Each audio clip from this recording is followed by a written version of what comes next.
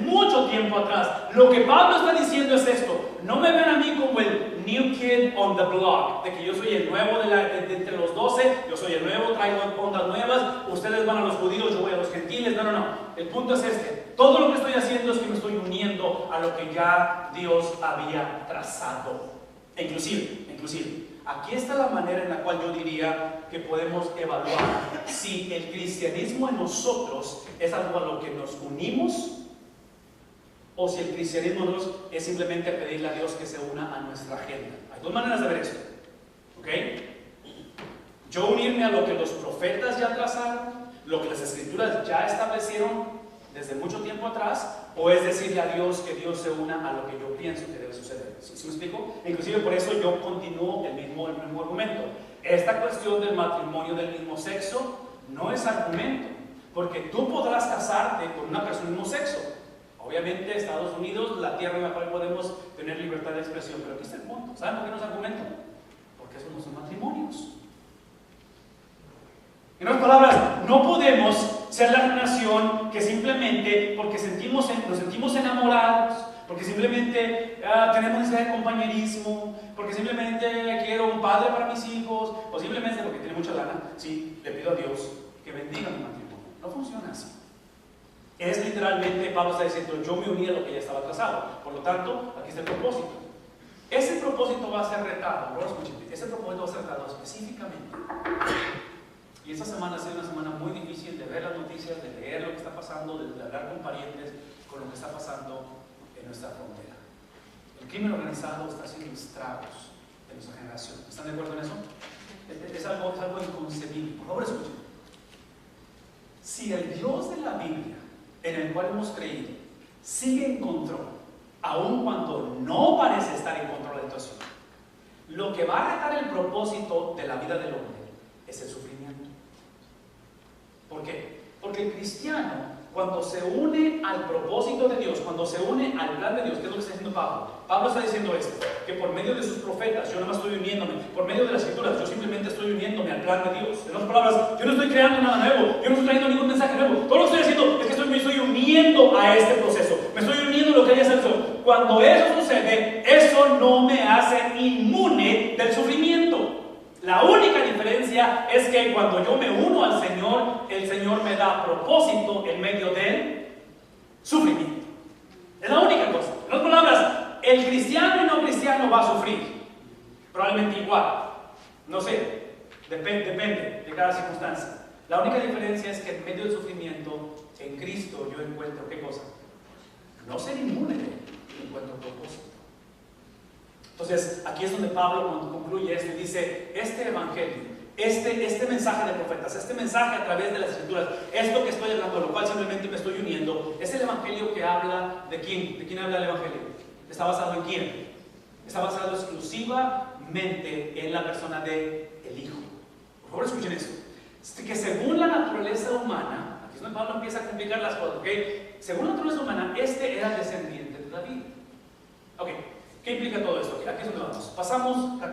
Pasamos 17 semanas el año pasado en el libro de Hebreos. Y el libro de Hebreos, que es el Nuevo Testamento, es el libro que nos enseñó esto. Por favor, escuchen, porque aquí está la cuestión del libro. El libro de Hebreos es el libro que nos enseñó que a través de la historia, Dios siempre ha provisto sacerdotes, inclusive ha provisto un sumo sacerdote. Ha provisto las personas indicadas para que puedan ser gerentes o administradores de su casa. Y esos sacerdotes, o específicamente el sumo sacerdote, es el que una vez al año, ¿qué hacía? Entraba ¿a dónde? Al lugar santísimo, con el propósito de, inclusive, este lugar santísimo, una sola vez al año, tenía una cortina extremadamente gruesa y pesada, en la cual él entraba, y la tradición, ¿no? La Biblia dice que ese sacerdote tenía que entrar con un cordón amarrado a su pie. ¿Saben por qué?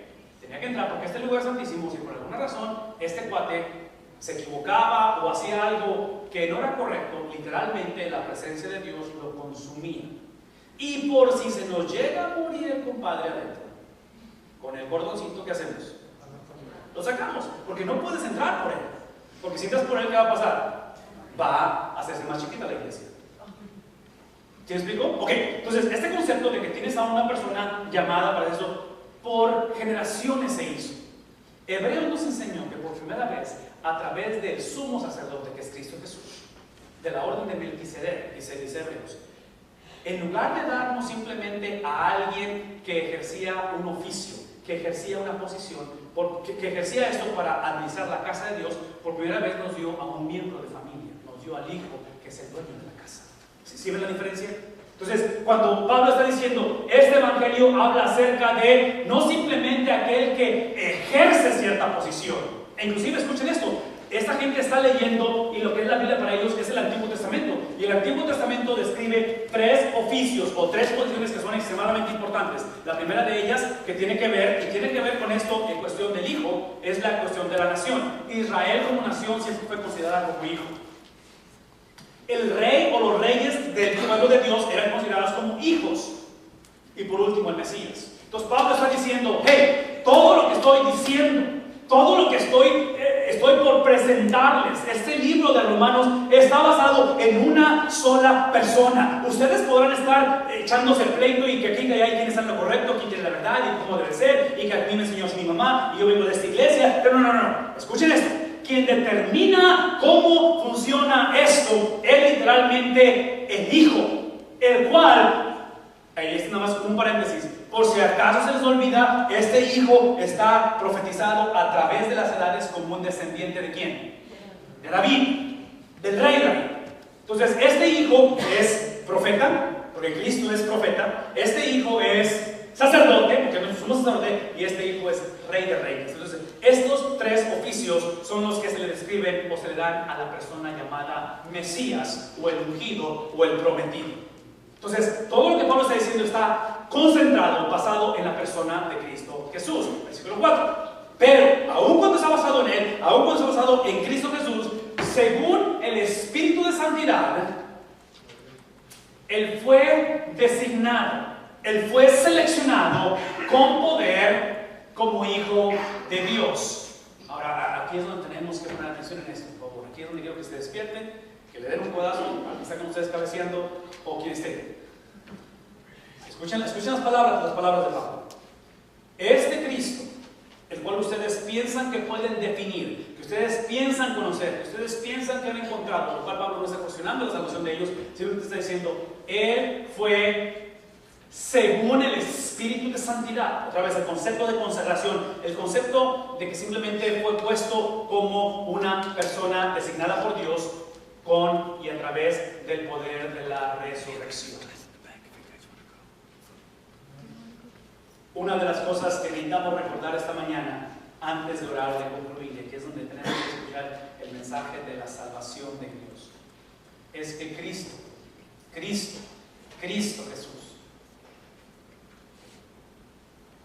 es Dios.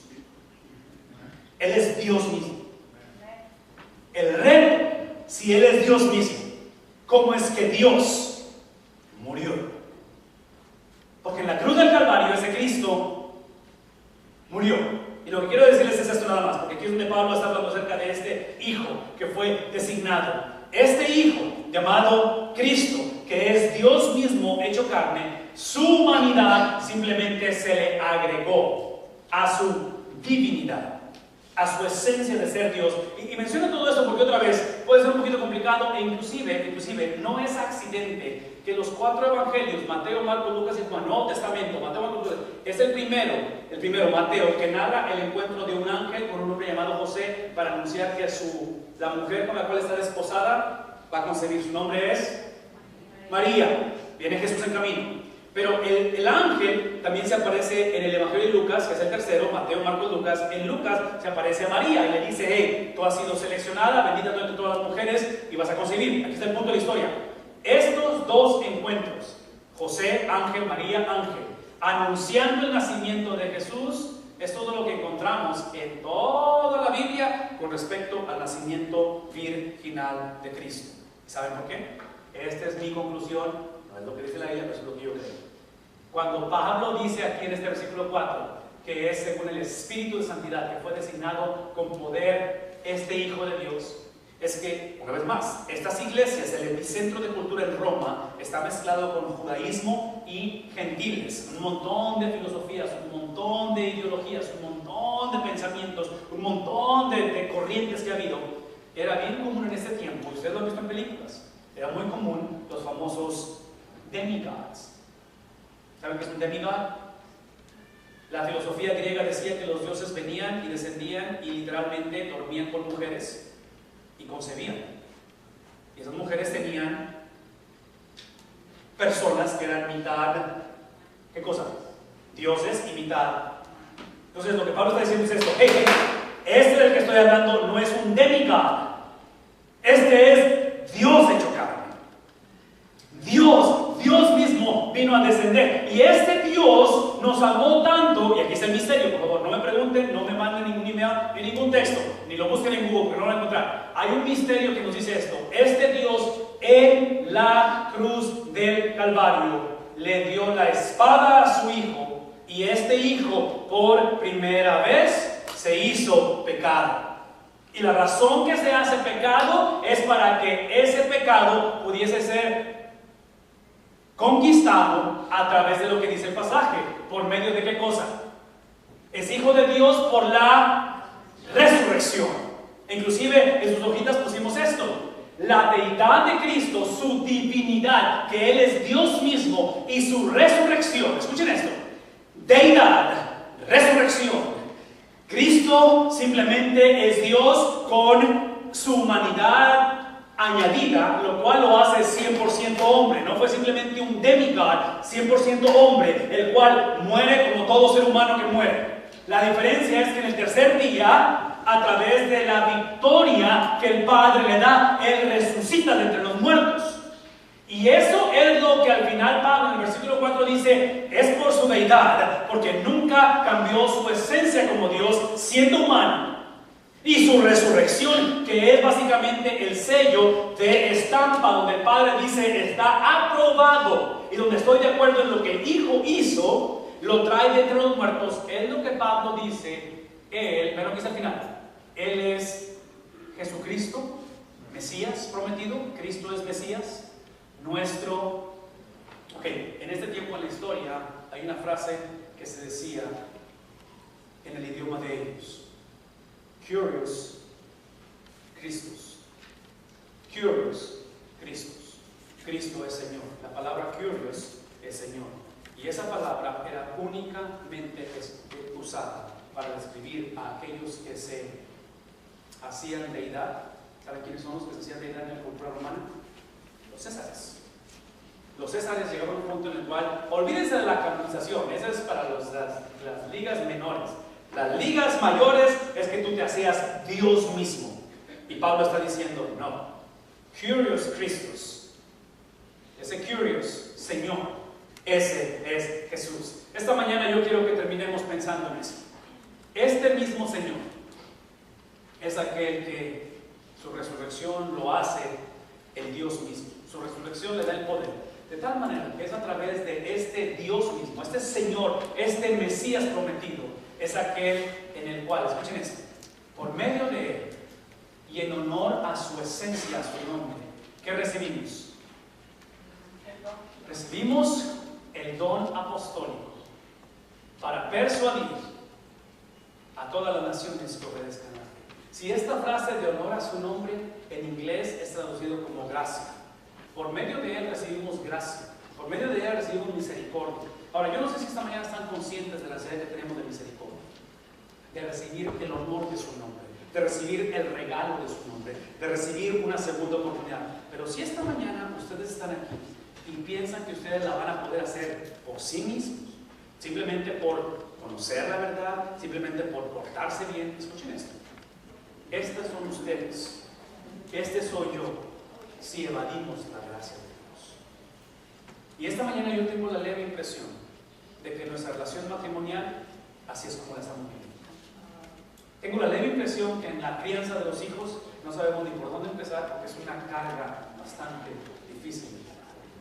En la cuestión económica no sabemos ni por dónde buscar el asunto. ¿Sí me explico? Y aquí está lo triste del asunto. Muchos como cristianos tratamos de llevar este mensaje de experiencia con Dios cargándolo con nosotros mismos. Y Pablo está diciendo: por medio de Él, solamente a través de Él y en honor a su nombre, la gracia dada, es que recibimos ese don apostólico. Yo se los dije hace un momento: esta cuestión del apostolado es literalmente, en inglés se dice sent one, aquellos que son enviados. De gracia recibimos y de gracia damos. Esta mañana, para que tú dejes de vivir en el garage. No estoy cuestionando que no seas parte de la casa. No estoy cuestionando de que no seas cristiano. Pero si tú olvidas que la gracia de su nombre ha sido dado a ti en salvación y te olvidas que es para ejercer un don apostólico, que es el de dar o el de ir, vas a pasar el resto de tu vida en el garage. Vas a pasar el resto de tu vida tratando de complacer a Dios con una vida de integridad, con una vida de gozo, porque pues aunque estén las tormentas y lo difícil, tengo que tener gozo. ¿Sí me explico? Una vida en la cual de que pues realmente como soltero, realmente sí quiero tener relaciones sexuales, pero no estoy casado, pues no debo, pero realmente sí quiero. Pero realmente no debo. ¿Pero cómo le hacemos? Sí, o sea, es esa cuestión en la cual vives así, literalmente así. Es el cristiano que ha perdido la esencia de por qué es salvo. Es el cristiano que se conforma en simplemente estar en la cochera, de que no entiende que cuando tú entras a la casa, les presento nuestra recámara, vas a conocer la intimidad del hogar. Vas a entrar en una relación donde te toca ver lo que pasa en una relación con otros, que en nuestro caso son 18, casi 18 años de construir una vida juntos, donde tienes la experiencia de compartir la vida y ver los años pasar en una relación cercana con ese Dios de la Biblia. De tal manera que inclusive todos los miembros son incluidos. Hasta Chucho entra, porque es parte de esta familia, ¿sí me explico? Esa es la experiencia donde entras a casa, donde entiendes que tu llamado a salvación es para ejercer un llamado, un don apostólico de ir, de dar, de sacrificar, donde al final tienes las memorias, las experiencias en las cuales Pablo a su determinado tiempo va a decir en Corintios: yo llevo las marcas del Evangelio, que aún cuando fueron muy severas y muy difíciles encontré el gozo porque no estaba yo en el garage, estaba yo en casa compartiendo la vida con mi Señor. Yo no sé cuántos esta mañana puedan pensar por un momento si a lo mejor parte del problema es que esta mañana algunos de nosotros estamos en el garage. Creemos lo correcto, pero no ha habido realmente esa experiencia de intimidad con Cristo. Nuestros hijos tal vez han visto lo correcto, se les habla de la Biblia, pero sabemos que sus corazones no están reflejando lo que el Espíritu de Dios está llamándonos a hacer. Yo no sé si esta mañana a lo mejor para ti es la primera vez que escuchas este mensaje y nunca has pensado, y a lo mejor sientes que ni siquiera casa tienes. A lo mejor sientes que ni siquiera has tenido un lugar donde tú puedas decir: esto es donde yo puedo vivir. Que has pagado o que has simplemente ido de lugar en lugar, de experiencia tras experiencia, y estás cansado de simplemente haber puesto tu confianza en alguien más y constantemente ser traicionado.